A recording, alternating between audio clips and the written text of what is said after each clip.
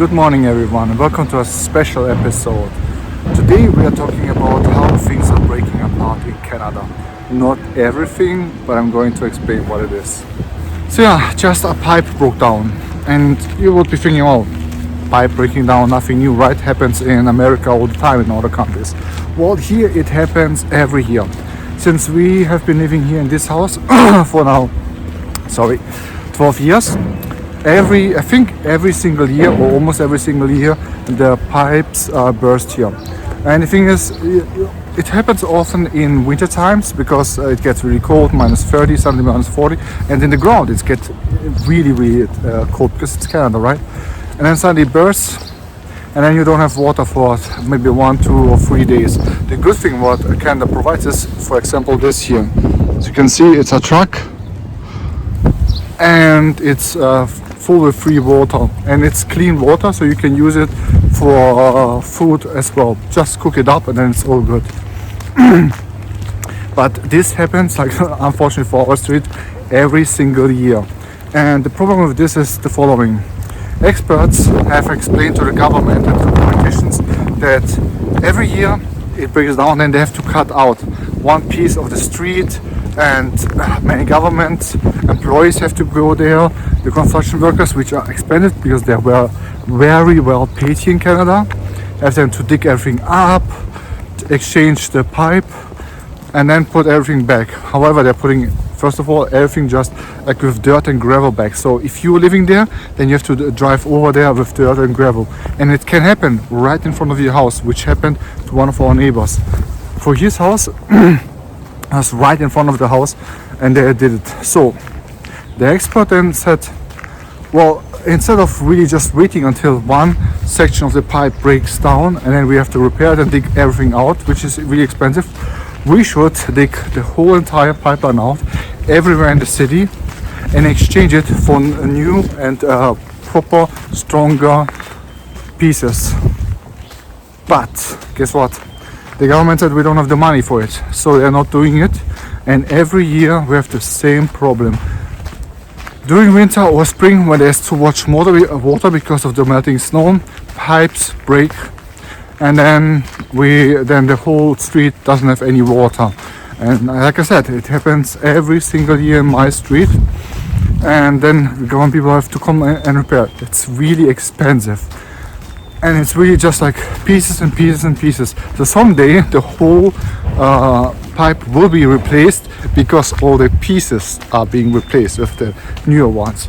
But that adds up, and it's way more expensive than really exchanging it. And this is not just in my city, it's in basically all cities of Canada. This is a problem we have actually in every country, right? Because the new technology arrives, and we see, hey, we can replace the roads, the electric system and everything with newer, better things. But we don't have the money for it, or the government somehow can't find money for it. Except sometimes some things happen and suddenly there's money for it, but not for infrastructure. And I don't want to blame all the politicians, because some politicians are saying we should exchange it, we should make it better, because it does affect us people. Heads up for those politicians standing up for us. And if I compare it, like let's say to China, in China everything is more modern, more new, because they built their cities in the last decades, so they don't have old pipes or electric systems and such, or they replace them. We have still the old systems, and the government is just saying we shouldn't replace them because we don't have the money for it right now. But experts explain it again and again. It will save us a lot of money in the long term, so just take the money out from the banks and then replace them out. It's not happening. So the pipes, this is just one example. Another one is every year we have several times the issues with our electricity. Yes, and we're still talking about Canada, not some third world country, right? So every year sometimes it happens, suddenly we don't have any electricity because one of the lines breaks, because it's old, one of the transformers suddenly stops. It's not long, sometimes it's just half an hour, sometimes if it takes really long, it's a couple of hours. But that's so when they have to exchange some bigger parts. But it's like, it really feels off when you're thinking that Canada, it is one of the absolutely richest countries in the world. It has gold and diamonds, gold and diamond mines everywhere. Oil and gas, everything. But we have problems with our infrastructure. The roads have huge holes, and it just feels like there's not enough money put in there. And this is not just what people are thinking. Many politicians agree with it too. And there has been some developments, some things have been made new, which is great and stuff, but it needs to be done definitely more. And I just wanted you to know, because maybe you're coming in here, and especially if you're coming from a very developed country, especially like, let's say, if you're coming from a rich country from Europe, Liechtenstein or some Belgium or something, and their infrastructure is newer and things don't break down because of the weather, and you don't expect it, and then suddenly you see it here and you think like, hey, why is this happening? Now you know this can happen. Just government trucks now driving back and forth with all the dirt from the hole they're digging in. So this happens every year, and it's quite an inconvenience suddenly if you have no electricity at your home or no water. Electricity is always fixed within a day or a few minutes or like a few hours. The water can take a few days. Happened to us once, it was like 4 or 5 days. So, and we were then allowed just to go into the public facilities to shower there, in the where they have the swimming pools and such. So, like, great system. Canada did something to help us, but it's still a bit annoying when it happens, and it feels off when you consider dogs. When you consider all the costs, because Canada is expensive, it's expensive to live here, and then you have those things that are supposed to work without any problems, but they don't. So it's a bit of annoying a little bit. It's not the worst thing that could happen, right? There are much worse things in the world. Hey friends, just wanted to add something as well.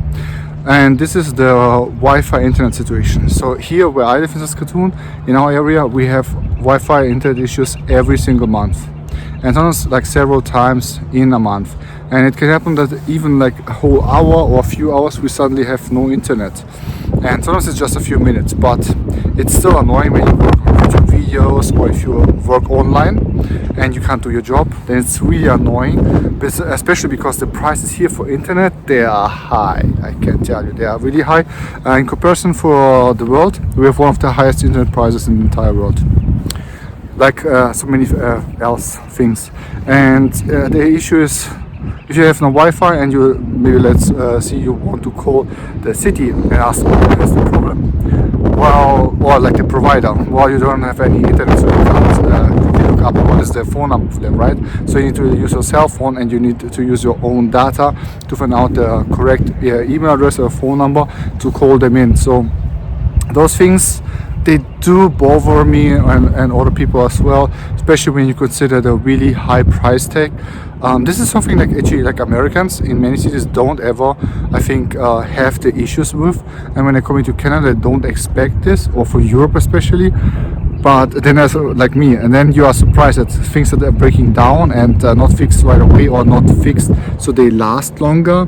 So this is a bit annoying, and I hope the politicians do something against it. But right now, well, it's the companies as well.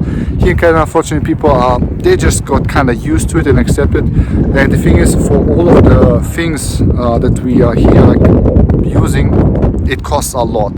The internet, we are our internet providers are one of the most expensive in the entire world. So you pay a premium price for almost everything, but you don't get premium coverage for the things here in Canada. So it's a bit annoying. I just wanted to let you know, like, this is the honest truth. You can agree or disagree, but it's just how it is. And things that you need to accept if you come to Canada. It is just a part of here.